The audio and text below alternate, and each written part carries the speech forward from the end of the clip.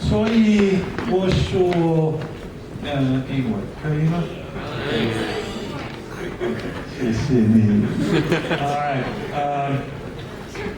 They wanted me to give comments. They said I could talk for 3 or 4 hours. So you're not going anywhere, are you? I want to bring this out just for the very first, for a reason. I want to bring this thing out for a reason. I don't know. Is there a rule? Do they have to stay here? I don't know. Is there a rule? No. Okay, there's no rule that this has to stay here, right? Okay. In the future, what I want you to do, if you want to, just because the microphone is here, and just because everybody else does it, doesn't mean you have to. So, just remember this. The next contest you're in, when you come out, if you want to, you don't have to stand here and be chained to this position. Okay? Come out. Let me tell you about my favorite movie. Okay? Just and I want you to think outside the box when you give a speech. So that's one of the things. When anytime I see a microphone like this, I'm like, oh, because I know most people just come out and they're afraid to do the different thing. I encourage you to think differently. So you don't have to stand here and you can just take the microphone out. There's a reason for this, is that maybe you're more comfortable. If you move around, you actually can be more comfortable. Yes. And the movement actually will help you with your gestures, and your body movement will relax you. And it actually relaxes the audience. And so that's one thing I want to encourage you to do. What happens when people give speeches is, in most cases, they just stay right here in one place, stare at the judges and just worry about remembering every word that they wrote, and they don't want to forget any of the words that they wrote in their speech, and they just want to get this thing done. Thank you very much. Okay? You're better than that. I know that. Okay? So, don't be afraid to take the microphone out if you want to. If you want to. Some people, this works. Other people, this works. It's your style. It's your personality. So, if this is your personality, then do it. Don't get stuck on this. All right? Now, when you are giving a speech, sometimes we do get nervous and we do just stare at the judges. I want to recommend that, keep in mind, you pick out 3 people in the audience to look at when you are giving a speech. And what happens is I will pick out 1, 2, 3, usually in the back. And then when I'm talking, I'm looking at those 3 people, and it looks like I'm looking at everybody. I'm not just staring at the judges. Okay? Don't stare at the judges. They're mean and everything. So 1, 2, 3, you're looking at the back. So keep that in mind. I don't have that microphone stand, so now I'm looking in the back, and I'm moving around, and it's a much more natural presentation. I can move over here, I can turn that way. And this also enables me to do different things, to where if I'm doing Cinderella, I'm actually over here, and I can act like this is my wall over here. Mirror, mirror on the wall. And so I'm actually physically over where the audience can think there is a wall of the mirror that Cinderella is looking at. So the movement just gives you so much more freedom as far as your presentation. Because your speech is not just spoken words. Your speech is, yes, it's content, and you need good content, but your speech is also your delivery. And your delivery is your movement. Gestures are different. Gestures are, right? These are the things that you're doing, right? So we got movement, we got gestures. You can also move not only left, right, you can move back. I think the microphone was right about here. And then if you didn't have that microphone stand, you can move up when you want to say something important. If I have something really important to say, I can come out here and do this. Don't fall off. But if you've got something really important to say, this is what you do. If you want to express fear or hesitation, you can back up. Okay? So you can use movement in your delivery, and that helps your words. So you got this whole stage. You can use the whole stage. Everybody just use this. Use the whole stage next time. Okay? So, and you'll have other opportunities in the future. So that's as far as movement and gestures. Your delivery is also, of course, your voice, as far as your volume. How do you project your voice? And again, project. I want to talk to that person, that person, that person. That's who I'm talking to, so that I'm loud enough and I'm clear enough. But I want to be aware of my pace. What is the speed of my talking?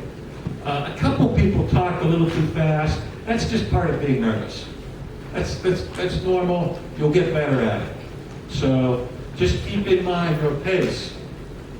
And in fact, throughout your speech, you can change the pace of your speech. And that's a really cool thing to do. If you listen to like some music, you listen to the way that people talk and they have a certain pace when they say certain words in their song, and then they slow down at the right minute. So you can play a lot of little games like that and vary your pace and your intonation and your tone to make your speech more interesting and more exciting. So there's a lot of ways to do this, not just writing. How do you do this? How do you get better at this? You write your speech, and what I would recommend that you do, you find somebody like me, if you want. And you find somebody like me, you say, I think this is allowed, it's not against the rules. You say, Bill, will you read my speech? You give me your speech, and what I can do is, I can correct any vocabulary mistakes that you might have. I can correct any grammar mistakes that you might have. I might see something, I might have you, change this, change that. All right? After I take a look at your printed text, then what you do is you say, Bill, now that you've done that, do me a favor and record my speech. And you have me read your speech. And I can go through and read your speech. You can hear pronunciation, and you can hear my vocal variety. You can hear intonation. So you record me. And so then later you can listen to it and make sure that he's pronouncing Popeye the right way. Okay? Or any other difficult vocabulary. Finally, after you have done this and you've got your speech memorized and you're practicing it, what you do is you say to your mother, your brother, your sister, your friend, your teacher, would you please video me while I practice my speech?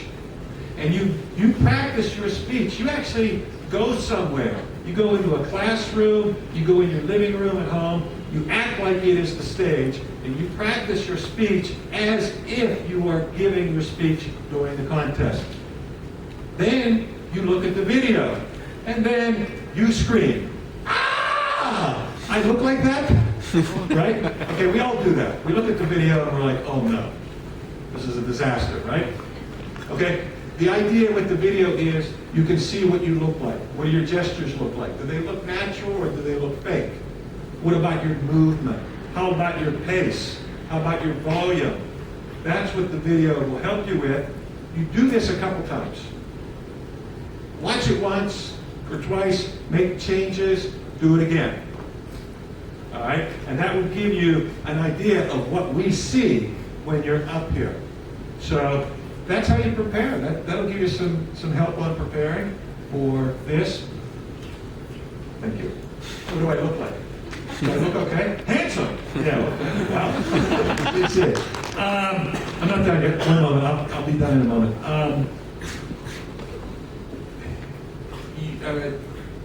I'll tell you something.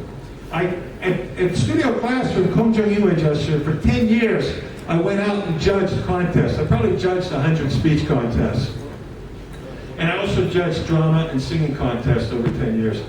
And every speech contest, they would ask me to give comments. And it's always the same thing. So I wrote a book, The English Speech Contest. And it's in English and Chinese. And this will help students to prepare for speech contests. It will also help teachers, because in many cases, teachers don't know what to tell them, what to do. It's in Mandarin and English. It's in English and Chinese, and there's videos with it. But and my boss, Doris Pullman Wei, she helped me with it. And so I want the students of Taiwan to get good at this, to get better. Not to win contests. It's not about winning a contest. But I want you to have options in life. This is about getting confidence and having options in life. You're all winners here today. I know that sounds like a cliche. You're all winners, but you really, really, really, really are. Most people can't do this. You're awesome. Not just the 18 that were here, but also all the other students that spoke today. You are absolutely awesome. I love it that you had the guts to do this. And this isn't about winning. This is not about winning. This is just about getting better. Progress, you get better, you get better. It's a lifelong process. So don't even worry about winning today. All you can do is do your best. You try your best. Okay? Winning, these people control who wins. Okay? And we don't even agree. Guess what? We don't agree. I think one person wins, she thinks somebody else wins, he thinks somebody else wins.